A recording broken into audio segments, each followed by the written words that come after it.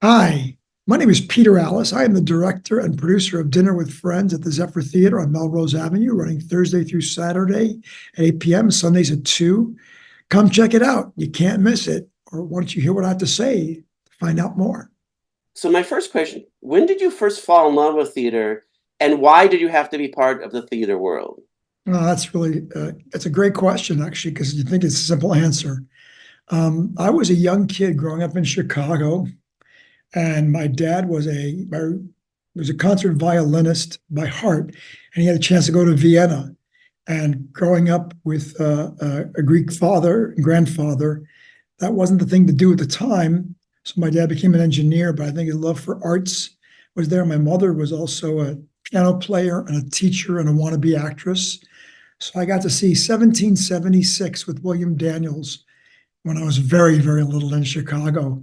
And I was mesmerized by the whole spectacle. They say in Italian, spettacolo, is a name for the drama.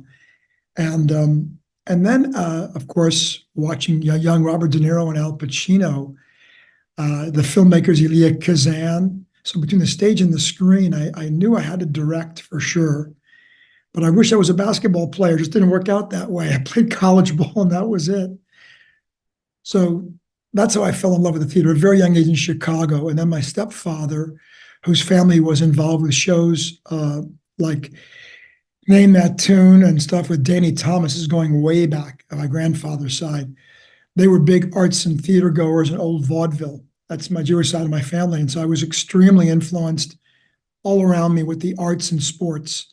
And ultimately, not growing beyond 5'11" at the age of 11 years old and staying this height, the arts was the best choice. The theater experience, why is it such a unique format, both the actors and the audience experience in it? Well, I have my answer why I direct, which is connected to it, but let me answer directly your question. I think theater is everything. I think it's a temple, it's a church, it's a mosque, it's a communal place, it's an indoor camp for people to all get along and share things with. And back in the days, way back when, it was the evening.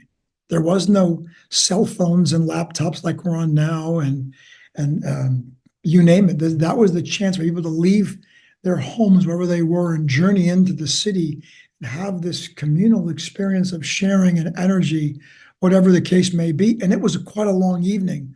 We're all spoiled from the internet and going at our watches. Oh, this plays over an hour. My God. I grew up on theater 3 hours with 2 intermissions. So that was part of the experience. I think people still seek, especially now, after COVID and a lot of what we've experienced in terms of emotionally in this country for many years. I think people need that to hold on to something, be with people. Forgive me, my answer, though, my answer is I want people to come to the theater and laugh, think, cry, feel, and then hopefully talk and share. When did you first hear about the Pulitzer Prize winning play Dinner with Friends? And why did you have to produce and direct this play in Los Angeles now? A dear friend of mine, who I think is an amazingly talented actor, Kevin Kilner, starred in several productions of this back east and at the Geffen Theater, where I saw his performance with Dana Delaney. I believe it was Rita Wilson and Daniel Stern. And look, I enjoyed the film, but particularly the play always struck with me. Forgive me, I've got a dog that's about to join us in there. Yeah, be good. And basically, after seeing that play, I thought it was really quite apropos at the time of what was going on in America in terms of it was kind of a spiritual awakening of dealing with feelings, what's really going on inside us. So this play truly, in many ways, is a period play. Yet I felt after what, like I mentioned earlier, what we've all been going through with these wars all over the world right now and so many political issues. And then, of course, the COVID was the cherry on the cake. We need that discussion of what's really going on inside of us. And this play always kind of resonated with me. I will tell you, though, it was a second choice to another play, which will remain nameless, that I was shut down from. It was a big political play.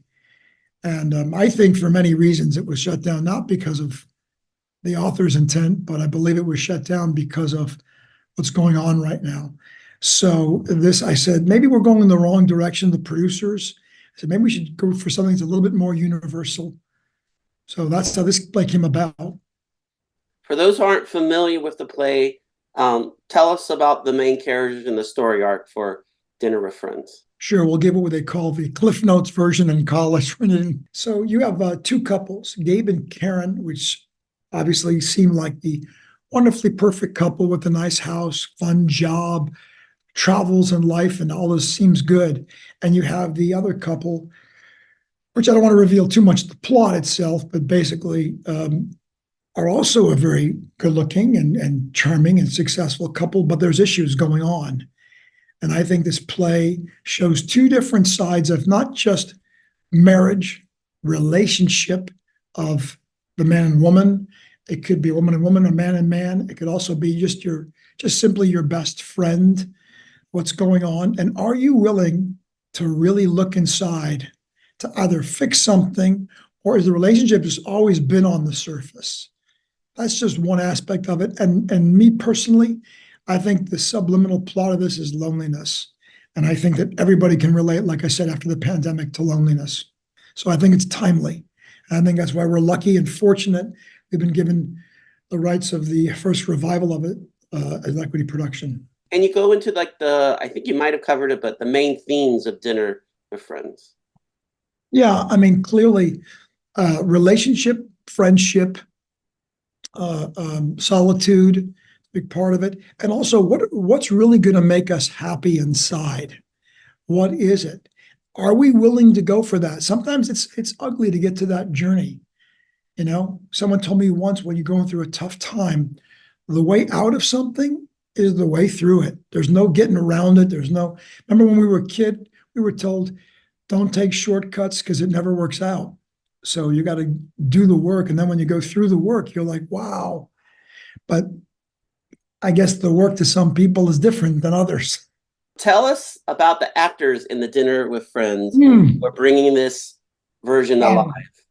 Well, now you hit my sweet spot. I've been blessed with a producer and casting director named Michael Donovan and his associate Richie Ferris, who've worked with me on several productions now. And as we say, knock on wood, has been great. And I feel like this is one of the most talented casts I've ever worked with. The challenge of this has been the actual staging of the play.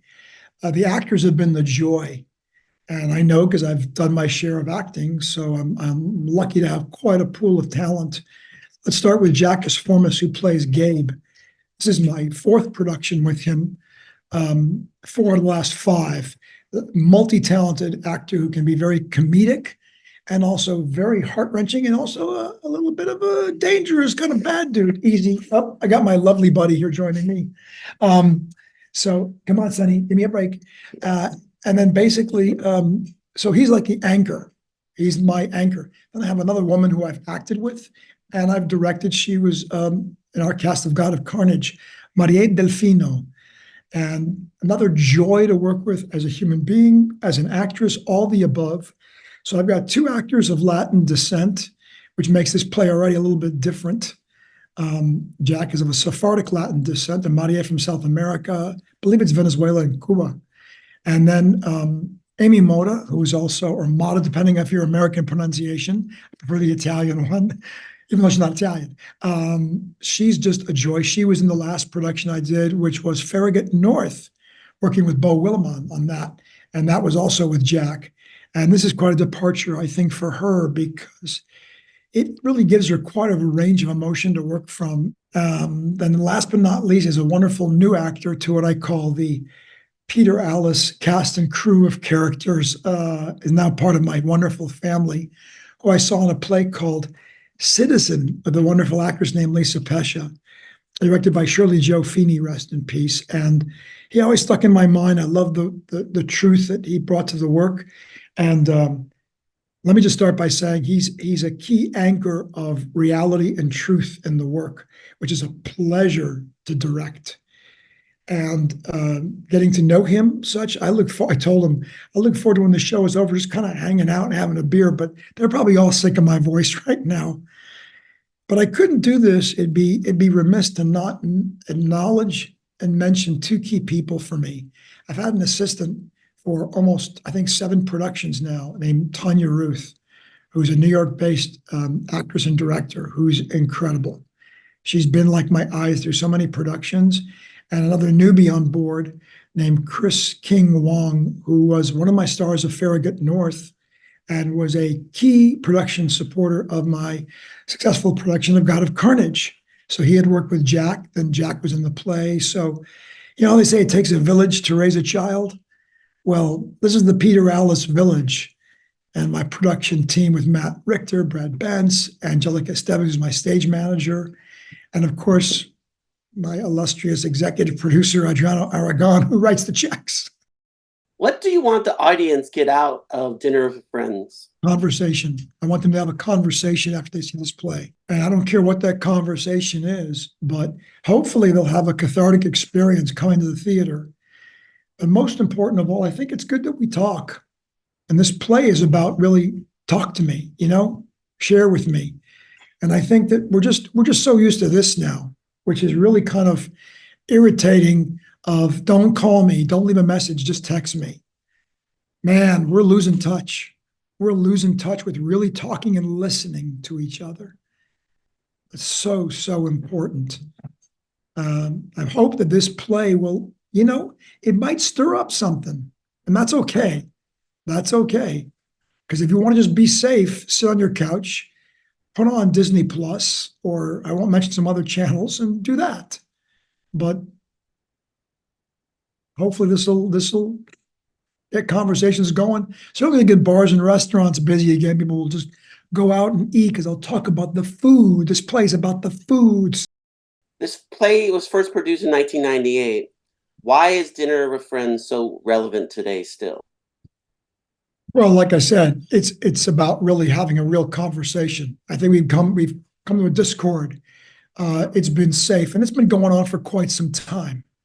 This isn't just like, let's not blame COVID for this. Let's blame what's been happening. And I always say we got to look within. So maybe starting with my generation down, what have we done that allowed this younger generation, or even my generation, to continue to be like, hold this as the mighty God, this cell phone or these computers that we're on, and not say, no, I'd be happy to meet you. Let's sit and talk at a coffee shop. I mean, look, I grew up partly in Europe, and my other favorite joke is, why do you like Miami so much? Because it's so close to the United States. I tell everybody, because you're outdoors, you're intermingling, you're talking in cafes and things. And now that I'm back in LA seeing what's happening, you know, it exists, but I think we've lost some of what LA was like when I was here.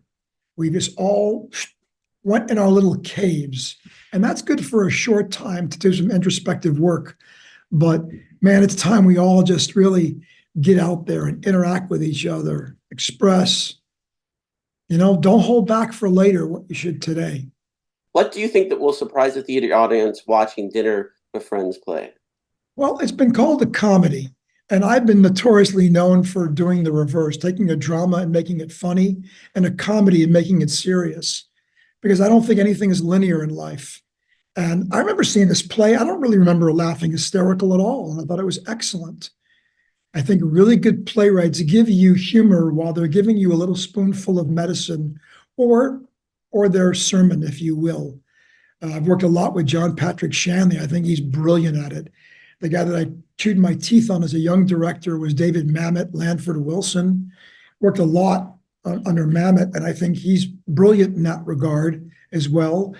Go back to the British. Harold Pinter finds ways to have that humor. Saw a wonderful production with almost no set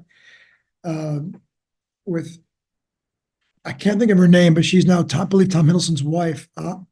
Ashwa, forgive me. My apologies to that actress, but she was incredible. And Charlie Cox and Tom Hiddleston. And it was so simple. There was nothing, just like chairs. That's why I detest when actors say, I can't act. If there's nothing here to act, I go, that's no acting 101. You can act with a chair. So one of the things that my business partner and I teach at the ZA studio is you have to act with the chair. You never know if the other actors are going to be any good, what they're going to give you. It's your preparation is key. And I find that that's the key to any success. John Wooden said, failing to prepare is preparing to fail. So that's a big part of it. I love having the quote from John Wooden too. So. Thank you. Thank you. What do you like about this playwright's writing? Why is it to you such a unique, and also just why you love it? Well, I should go back to that first question. What's different about our production too is that I have an African-American actor in the play playing a part that was written for such a traditional Connecticut, Americana-ish, if you will, ma'am, I'll leave it at that. And then I've got two actors of direct Latin and Greek descent and Jewish descent, and I think it works. You know, this is a great example of how you could take a play. I said, as long as they look like they're successful, that they would live in Connecticut, why not? One of my dreams actually is I love A View from the Bridge by Arthur Miller, and I've always wished to direct it in Miami with a Cuban family, or in San Francisco or Seattle with an Asian family. There's plenty of docks where they work. So it's about opening your mind up, but not minimizing minorities by saying you got it for that reasons. Give everyone the best chance of getting the role. That's the secret. And then let the cream rise to the top. And I was fortunate. That's what I got with this production. I'm sorry, getting back to your main question was again? The writer. Why do you like the writing, and why to you it's such a unique play? Well, I mean, the obvious. I'm born and baptized Greek Orthodox and raised Jewish as well. So this obviously is a Jewish writer, but he has this sort of, if you want to call it, waspy feel to him. And every time I read I love, one of my favorites actually is Time Stands Still, which is an actor I was up for actually in one of the roles. And then I really love Brooklyn Boy also, because I know this world. So when I read his plays, I wouldn't, believe me, this is the wrong way to phrase it, but I'll use it like this. There's a part of him that's a little bit of David Mamet light. For those that can't stomach Mamet, call him David Mamet light, if you will. But I hate categorizing any writer. They're all unique. You know, to lump them in is to say, you know, that's not fair. But there's something about the dialogue that caught my ear. So I'm a believer, going way back when, from my days at Circle Repertory Company, when I was training under people like Sigourney Weaver and William Hurt and writers like John Bishop and Mamet, Rebecca and Lanford Wilson. Hear the music of the writer. The writer is, to me, the writer is a genius until proven otherwise. And I like to prove them otherwise sometimes. And there are some things that I think are not perfect in this play, but for whatever reason, this is the final script. This is what we're dealt with, and I'm pleased with it. But I would have loved to have had probably more time to work with the writer and go back. But we'll save that for another play, another time. I'm still very, very pleased with what we have. Why should or must the SoCal community attend the Dinner with Friends play at the Zephyr Theater? Number one, because you'd be missing some phenomenal acting work. Number two, because the production is hardly ever done, and for a good reason. It was written to be on almost I would say 500 plus seat stage with a rotating stage with electricians and 6 grips to change the sets within 3 minutes, and major huge spaces for openness as opposed to walls for part of the scene, and then enclosure other parts. So doing it at a Zephyr theater, a 99-seat theater, you're either going to love me or hate me, and that's okay. I think there's a commercial like that, isn't there? Where the guy goes, "You're going to love it, Larry," or something. So I think that's a big part of it, is just for the physical aspect of putting this play on, and I guess the audacity of my producer to say that I can do it. I'm not sure if he's a genius or if he's crazy for thinking I can pull this off. But again, I'm blessed with the crew to help me do this. And then the last reason is, you know, I used to love Melrose Avenue. My revival of my directing career in LA was with a very successful nominated and winning play called Savage in Limbo that I did with quite a cast that all went on. I think only one actor didn't get a television series after we did it. And it's going back a number of years. So I got a special place in my heart for the Zephyr. And my mentor, a guy by the name of Milton Katselis, started his acting classes in that space way back when, I think in the early 70s or mid 70s. So there's a kind of a personal reason to support it, as well as the owner Ronnie Momo and Mikel Lerman, who I think have been wonderful theater supporters, producers along the way. And, you go there, there's great little cafes and restaurants right across the street that could use the business. As I said, I think we've all just kind of went back in the cave. I want people to come back out. I'm a Chicago, New Yorker, Milanese, Greek, Cuban person that loves being outside on the street, interacting, watching people. And sometimes it's sad for me to see that we don't do that anymore, or at least not enough. Add on to that, having people come back out of their caves. Why is local theater so important to the local Los Angeles SoCal community? And why should the local community support local theater in LA and SoCal? Again, you have some excellent questions here. Let's start with the first part. Why is theater important to the community?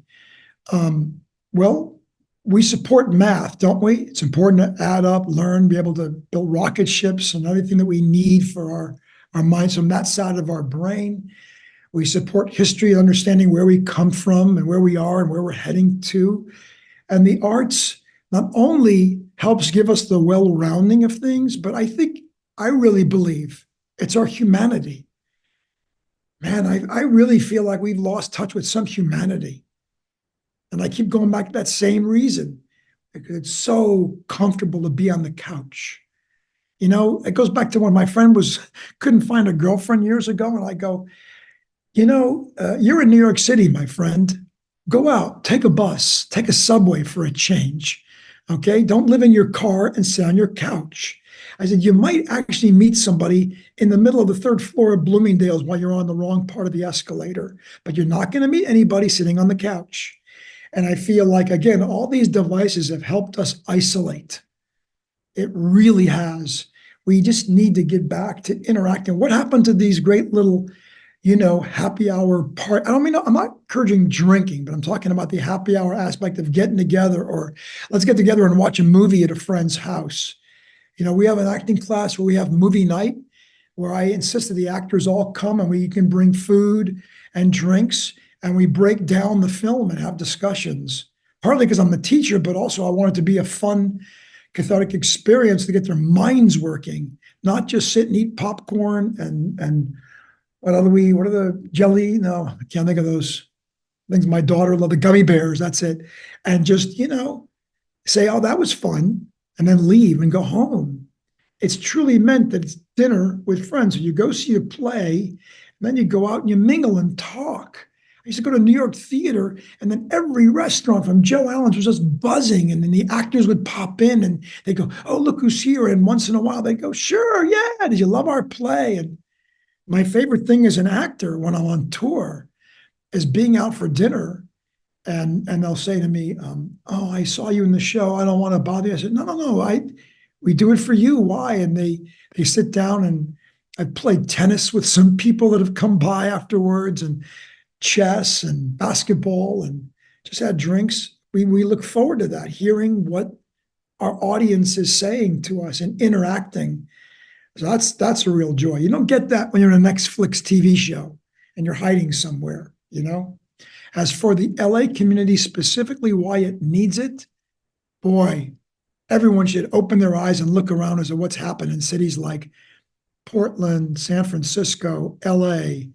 Our main base of our school is in Union Square, and it breaks my heart when I see what's happening to Union Square. I was in Chicago last summer because I have a piece of a restaurant there, a Greek restaurant called Avli, and I started to see things finally reopen in Michigan Avenue, but there's plenty of closures still. So no matter what everybody tells you about how great things are, we're not there yet.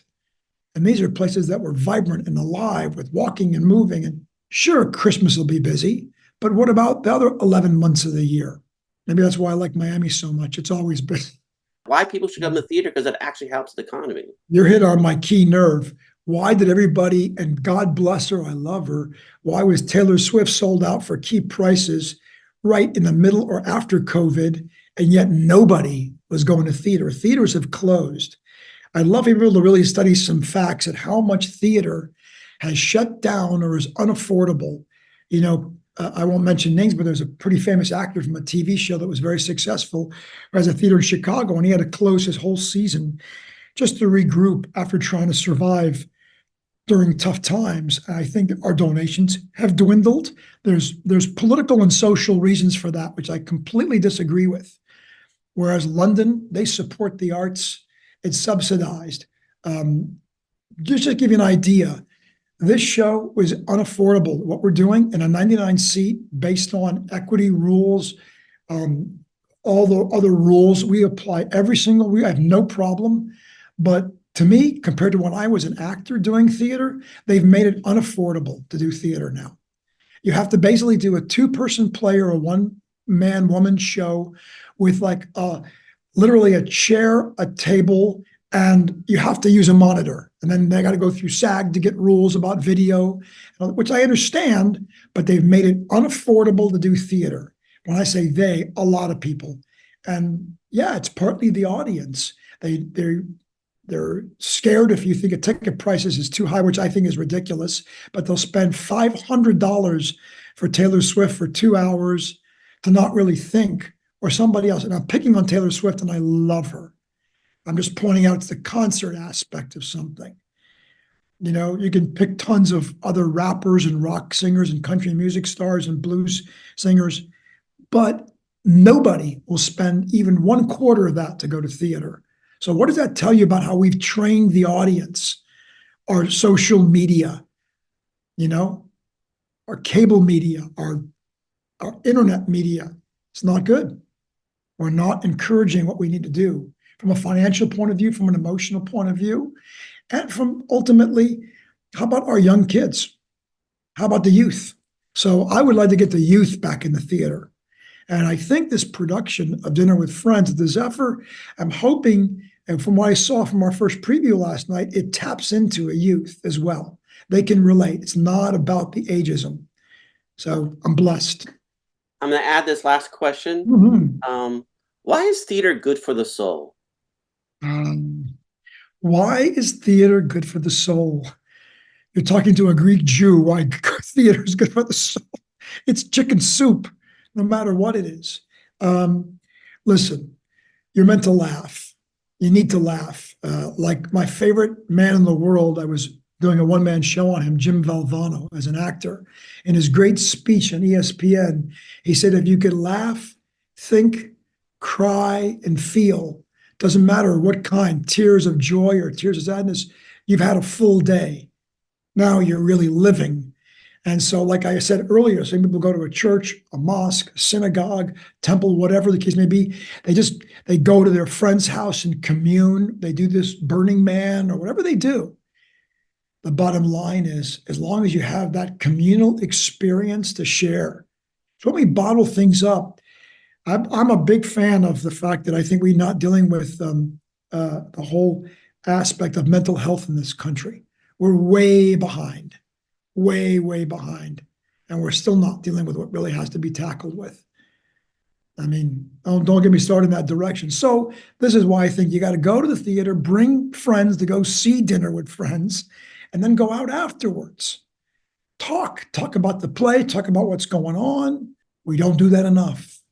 Hi, my name is Peter Allas. I am the producer-director of Dinner with Friends, which is done by Adriano Aragon, our executive producer, Foursome Productions, starring Jack ESFORMES, LEITH, BURKE, Amy MOTTA, and MARIEH DELFINO. And for course, my associate producer and casting director, Michael Donovan, with Richie Ferris. I think you got to come and see this play, Dinner with Friends at the Zephyr Theater. It'll make you want to eat Italian food for sure. Probably even have a glass of wine, or for me personally, a good Italian Barolo, or a nice, Tempranillo from Spain, or a Malbec from Argentina. But the play deals with how we deal with each other, whatever kind of relationship you have. Please come and see it. Dinner with Friends, 7456 Melrose Avenue, Thursday, Friday, Saturday at 8, Sundays at 2, running through April, hopefully till May. Thank you so much. See you at the theater.